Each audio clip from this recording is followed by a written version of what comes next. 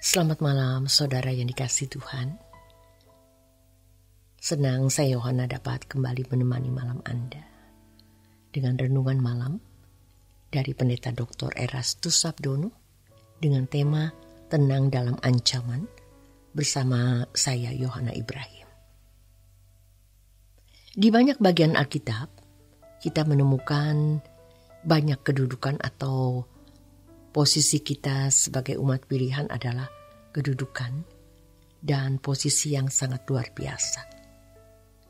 Di dalam Alkitab, kita menemukan beberapa istilah untuk menggambarkan relasi atau hubungan kita dengan Allah. Yang mana itu menunjukkan bahwa hubungan kita dengan Allah adalah hubungan yang benar-benar sangat istimewa. Seperti misalnya hubungan sebagai bapa dan anak. Allah sebagai bapa, kita sebagai anak, Allah sebagai gembala, dan kita domba. Bahwa Allah memandang kita ini biji matanya. Allah menyebut kita sebagai kekasih-kekasihnya. Dalam hubungan dengan putra tunggalnya, kita berposisi sebagai mempelai. Tuhan Yesus mempelai pria, kita mempelai wanita. Tetapi masalahnya adalah apakah kita benar-benar telah menghayati hubungan itu dan mengalaminya secara penuh. Sebab kalau hanya di dalam pengertian dan belum penghayatan dari pengalaman konkret, itu sia-sia. Allah kita adalah Allah yang hidup, Allah yang nyata. Relasi ini tidak boleh menjadi fantasi semata, tetapi harus menjadi realitas yang benar-benar kita alami. Mungkin sejak sekolah minggu kita sudah tahu hal ini, tetapi belum sepenuhnya dengan penghayatan yang benar melalui pengalaman konkret. Kita harus rendah hati dan jujur bahwa sering keyakinan di dalam pikiran kita itu hanya keyakinan, belum pengalaman. Dan ini menyedihkan. Kalau kita merasa bahwa keyakinan sudah merupakan pengalaman, ada kesenjangan yang kita harus tahu antara pengertian nalar kita yang menjadi keyakinan dan pengalaman konkret. Ada rentang yang jauh, dan itu harus kita satukan lewat perjalanan hidup sepanjang umur hidup kita. Tentu dari dulu kita mengatakan dan kita juga menyanyikan syair lagu bahwa kita biji mata Allah. Tetapi apakah kita mengalaminya sehingga kita memiliki keteduhan yang hebat sebagai biji mata Allah? Kalau kita menjadi kekasih, sahabat, teman dari pejabat tinggi yang berkuasa, itu pasti memiliki sedikit ketenangan atau keamanan atau kenyamanan. Terutama ketika kita berada dalam masalah. Kalau Allah adalah Bapa kita, kita biji mata Allah, seberapa kita tenang menghadapi segala rintangan, ancaman dan guncangan.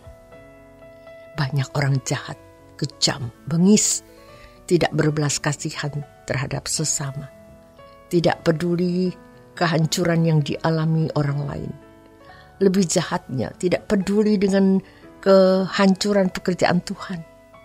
Kita jadi terpukul, namun kita harus mengalah dan diam. Bukan tidak mampu, kita mampu.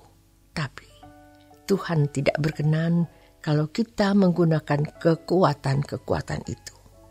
Kita memuliakan Tuhan bukan hanya dengan nyanyian syair lagu, tapi dengan sikap.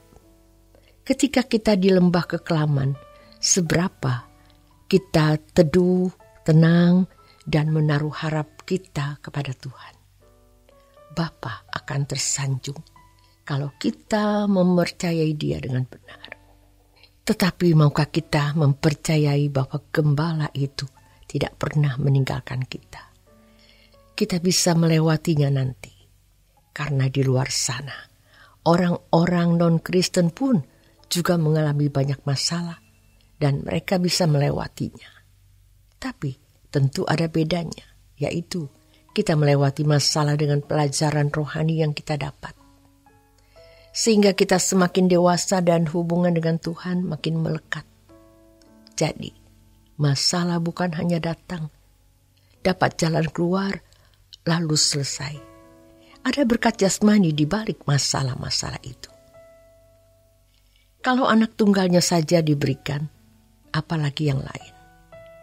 Satu aspek kita bersyukur atas kedudukan dan posisi ini, istimewa.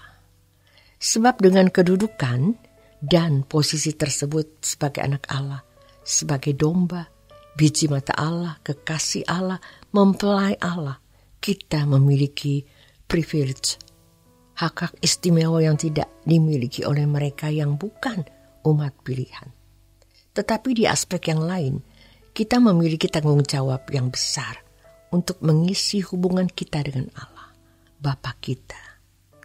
Hubungan sebagai anak, hubungan sebagai biji mata Allah, hak istimewa atau privilege, kita adalah yang pertama. Penyempurnaan karakter, Roma 8 ayat 28. Kedua, agar kita dimuliakan bersama-sama dengan putra tunggalnya, Tuhan Yesus Kristus, Roma 8 ayat yang ke-17. Hak istimewa itu pasti akan berpusat, berepicentrum di situ, tidak yang lain. Allah bekerja dalam segala sesuatu. Dan kata ini sering kita anggap remeh, karena sudah sering kita baca. Tetapi sebenarnya kata ini menunjukkan betapa seriusnya Allah mau mengubah kita dan mau mempermuliakan kita bersama dengan Tuhan. Allah bekerja dalam segala sesuatu, merupakan mesin anugerah yang Bapa jalankan selama seseorang bersedia diubah dan masih hidup.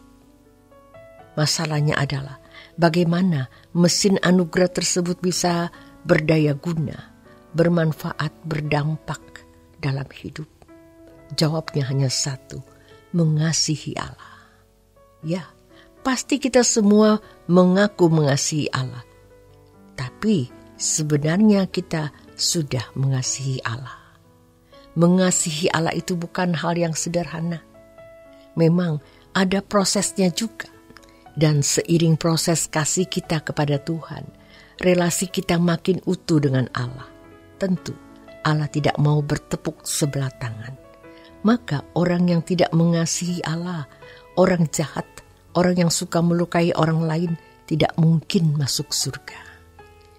Kalau Allah adalah Bapa kita, kita biji mata Allah. Seberapa kita tenang menghadapi segala tantangan, ancaman, dan guncangan. Nikmati malam Anda bersama keluarga dan orang-orang yang Anda kasihi untuk segera tidur. Tuhan Yesus memberkati.